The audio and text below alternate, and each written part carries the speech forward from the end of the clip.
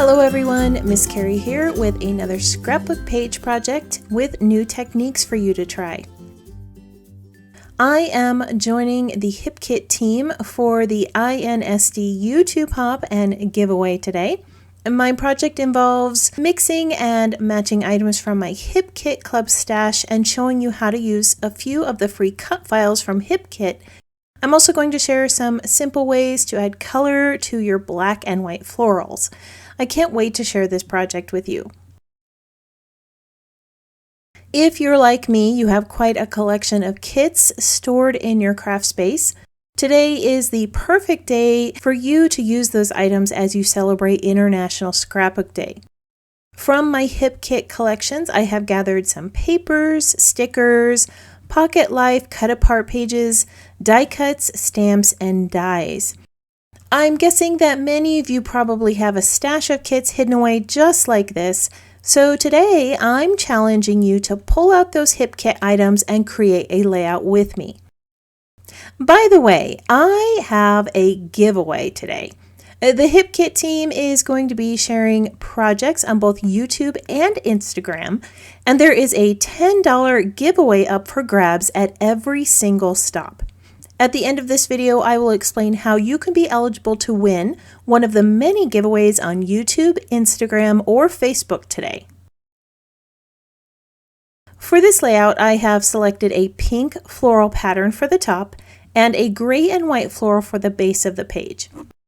I want to place my photo over here on the left and bring in a few borders from HipKit's cut files below it. Before I do that, I do want to add a little bit of color to that gray and white pattern piece at the base of the page. I'm using the stamps from the April color kit along with some shimmers paints that are available in previous kits.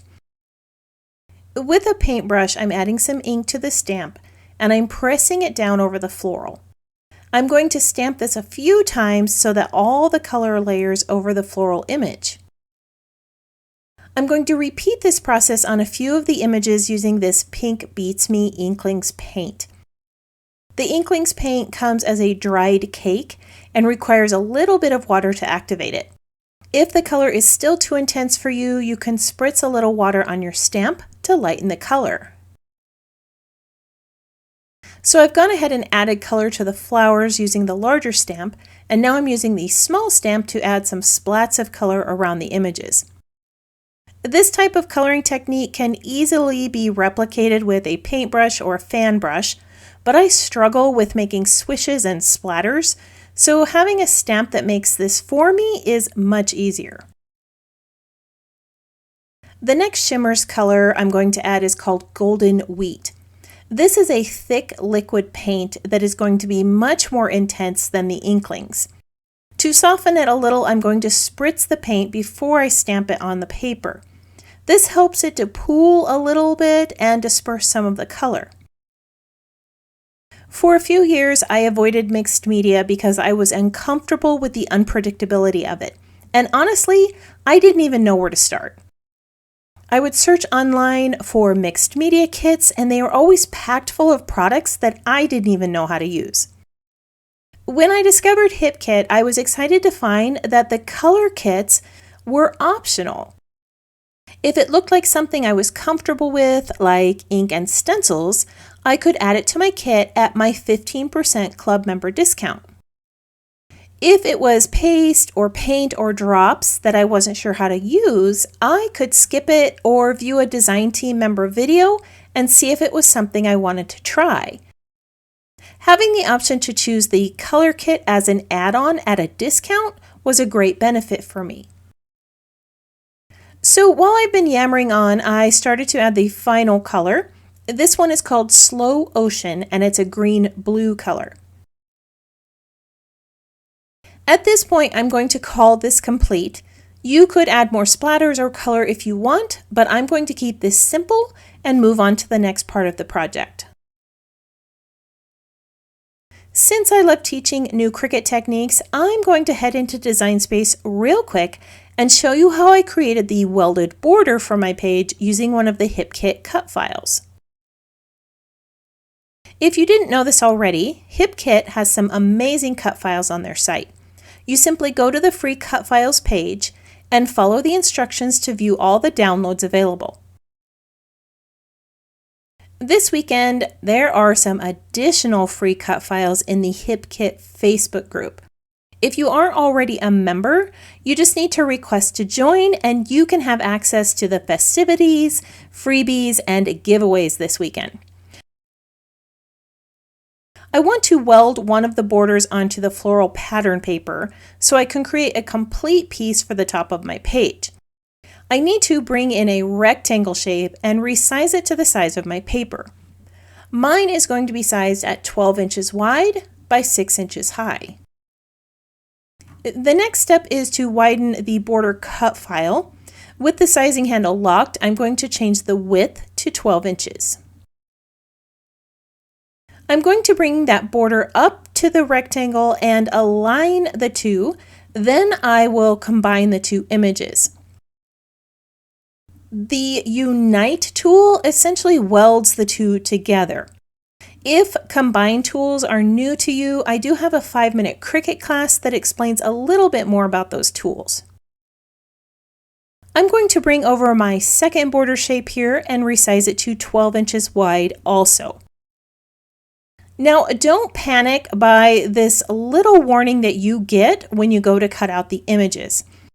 You are going to see that your border pieces have been placed on a larger 24-inch mat. Cricut will automatically do this for items that are longer than 11.5 inches. If you have a 24-inch mat, then you're ready to go and you can place everything down and cut these out. For those of you who have a standard size cutting mat, I'm going to share a little trick to help you cut these out on that 12 by 12 mat. When Cricut cuts out images, it starts to cut at about the 1/4 inch mark. So I'm going to lay the top of my pattern paper at that 1/4 inch measurement. Now I'm going to warn you that this is not always exact because there are a lot of factors involved, like how your machine loads, the timing of the rollers, and other weird sciencey things, but it's going to be pretty darn close. This is what I mean by close. You can see here that the cut is just a sliver off on the cut, but honestly, I don't mind. I usually trim down my 12 by 12 papers a tiny bit so that they slide in my page protectors easier, so this works out for me. You're going to lay your pattern paper or cardstock for the second border in the same place on your mat and run it through. Again, this is a little off on the cutting, but when I lay all these pieces down over a 12-inch pattern piece, there's hardly anything to trim off. You can see over here on the side, there's just a tiny bit of difference, and it works out perfectly for me. All right, now that everything's cut out, we can start putting our page together. Off camera, I adhered the pattern papers together and added some rows of stitching near the borders. I'm going to bring in a background die to create a frame for my photo. Of course, I always love finding new ways to use my dies, so I'm going to be weaving some strips of pattern paper through this one. I cut the strips from a lighter color of cardstock and I'm slowly weaving those strips through the die cut piece. The pattern strips are about 1/8 of an inch wide. I did make them a little thinner than the actual cutout so that they would be easier to weave through that delicate design. Once I have all those pieces woven through, I'm going to adhere this to some white cardstock, and then I'm going to adhere these strips to the back of the cardstock. I'm just folding them over the edge of my background piece, but if you wanted to, you could just trim these down. Of course, I did have to add some stitching to this when I was finished. I feel like this adds so much texture and interest to a piece. I'm going to place this over on the left and start adhering my floral cuts in place. I'm going to place one of the flowers in the upper left and add a little stem next to it. Under the scallop border, I'm going to tuck the larger cluster of florals.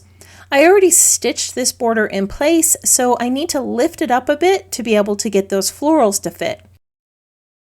Now, I challenged you to use some of your HipKit stash this weekend for iNSD, so I'm going to do my best to bring in the packaging for each of the items that I'm using so that you can find them in your collection. Most of these are available in the HipKit Club shop, and I have added links to those in the description below.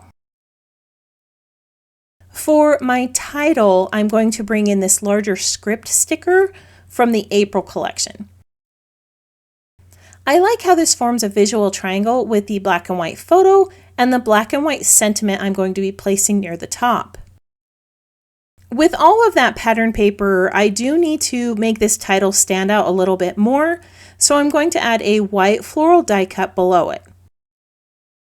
After I adhered that title in place with the flower, I realized that I needed it to stand out a little bit more, so I brought in some puffy sticker leaves. The darker color helps this title stand out and creates a more finished piece. While I have these puffy stickers here, I do like the look of that pink heart, but I think I want to bring it near the photo. Before I do that, I need to find something for my journaling. I'm going to build a little pocket from this sticker collection. I've already adhered one of the pockets to some cardstock because I want to cut this out and be able to pop it off the page and form a little pocket. After I cut my pocket out, I added a ruffle around the sides and selected another ruffle for the top. I like how this one has pink flowers like the floral design I've tucked above the photo. Now I just need to add those floral pieces I selected. This is going to be a large cluster of elements that finishes off my visual triangle and draws your eyes to the photo. While I finish adding these to the page, I would love it if you tap that subscribe button and let me know that you're new here. If you're already a subscriber, let me know that you're enjoying today's project by tapping the thumbs up icon or by leaving a comment below. I always love knowing which technique you're going to try next. The last item I'm going to add are those tags for my journaling. I've grabbed a few of the PL collections for this. Each of these have tags which are going to fit in my pocket perfectly. I just keep mine stored in these little plastic envelopes with the dies. These are some exclusive dies from HipKit designed specifically to cut out the elements from these PL sheets. All of these little labels, icons, phrases, and tags pop out of the die without any fussy cutting. I'm going to use 2 tags for my pocket, so I'm quickly going to cut out a second one, and then I'll share the completed layout with you. Off camera, I added those little tags to my pocket. I adorned them with a tab and bow from the Pocket Stickers collection. These slide perfectly in and out of the pocket, and there's plenty of room for my journaling. I'm going to share a few close-ups of this layout and tell you how you can be eligible to win the gift certificate that I'm giving away today. For International Scrapbooking Day, I challenged you to gather up your HipKit Club kits and create a colorful layout with those items. I chose a few paints from my color kits to brighten up a floral pattern and a background die for a frame with various bits of ephemera to complete this page. To be eligible to win the $10 gift certificate that I'm giving away, you will need to like this video, leave a comment, subscribe to my channel and the HipKit channel, and hit the notification bell. That's it. I will choose a winner on Monday the 8th and contact that winner via private message on YouTube. To celebrate iNSD, HipKit is giving away another gift certificate in their Facebook group. All you have to do is go to the Facebook group, answer the question on my post located in Features post at the top of the page, and you will be entered into the drawing. I want to thank you for joining me today for another scrapbook project. If you have any questions about this project or the supplies listed below, feel free to leave me a comment. I hope you have a wonderful International Scrapbooking Day, and I can't wait to see what you create.